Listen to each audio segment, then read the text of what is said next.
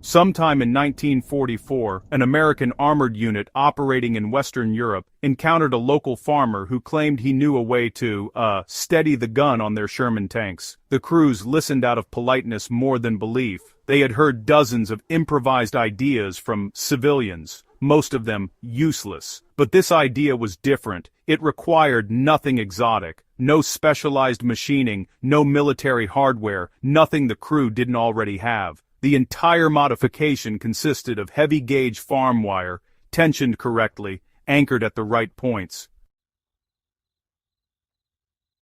Crewmen tried it because it took only minutes to test. What followed surprised even the most skeptical tankers. According to multiple testimonies, the modification dramatically increased the Sherman's ability to lay its gun on target faster. That meant quicker hits on Tigers, Panthers, bunkers, anti-tank positions, anything that required precise, rapid firing.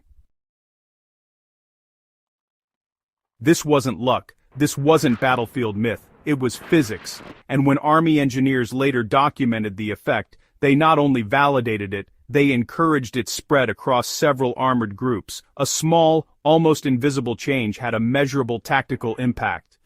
It is one of those strange episodes of wartime history where frontline necessity, civilian intuition, and mechanical reality intersected in a way no manual predicted.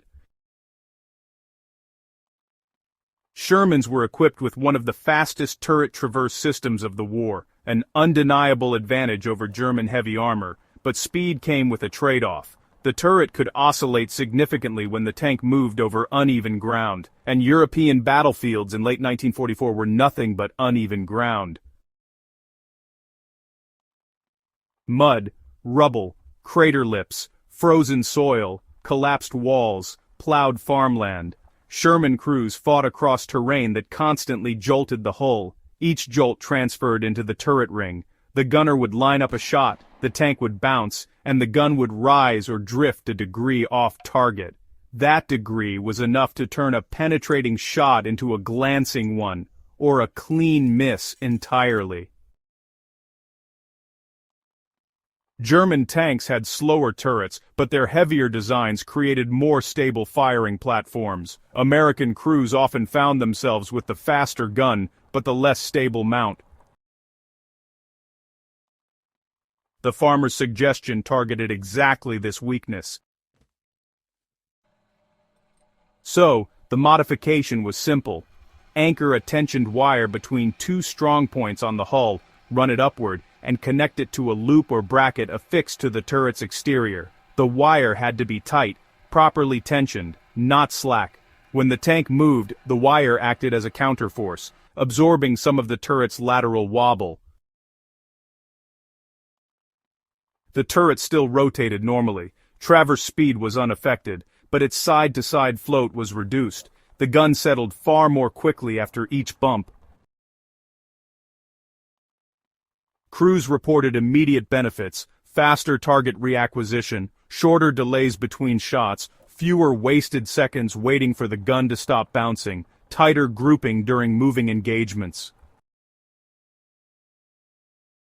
It wasn't a stabilizer in the modern sense, but it was a crude, external damper, perfectly suited to the chaotic terrain the Shermans had to cross.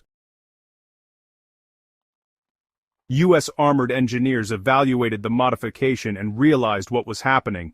The wire redistributed oscillation energy from the turret into the hull's frame. The hull could absorb far more shock than the turret ring.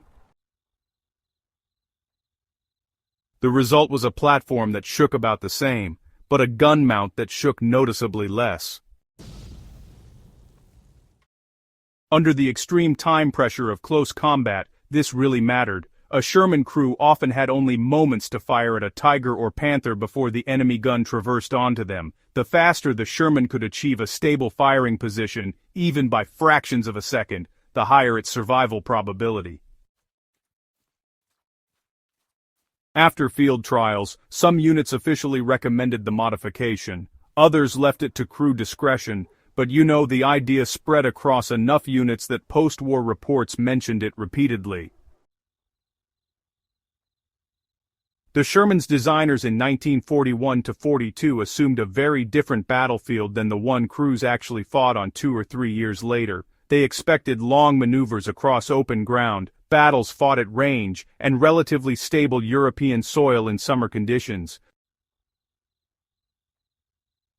They did not foresee plowing through flooded fields, shell-churned ground, or villages reduced to piles of broken masonry. They did not imagine winter campaigns where frozen earth created constant jolting. The terrain of late-war Europe magnified every weakness in a tank's suspension, transmission, and turret ring.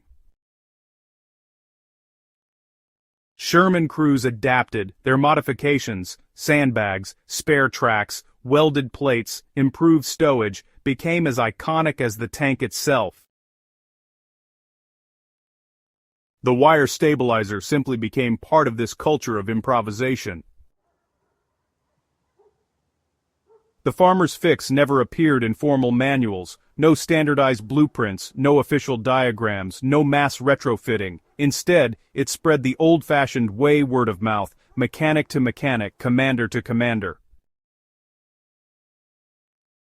Unit logs referenced it with vague terms: wire bracing, tension brace mod, farmer's fix, turret line stabilization.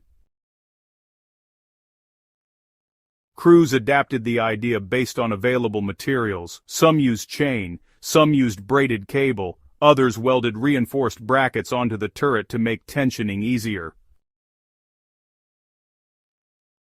The specific method varied, but the principle never changed: reduce turret oscillation so the gunner could fire faster.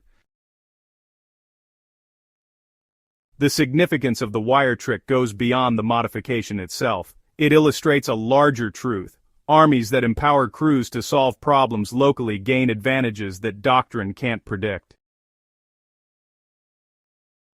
German heavy tanks, for all their engineering brilliance, were not designed for improvisation. Crews could not easily modify or add to their vehicles. American crews could, and did constantly. The wire trick didn't turn the Sherman into a miracle weapon. It didn't reverse armor thickness or change penetration physics. What it did was allow skilled crews to exploit the Sherman's existing strengths more effectively: fast turret traverse, quick reaction times, coordinated crew rolls, stable firing cycles under pressure. Those small advantages, multiplied across thousands of engagements, shape battle outcomes. A simple wire, stretched tight, made the difference between a gunner waiting 3 seconds to fire and waiting 1. In tank combat, that difference is enormous.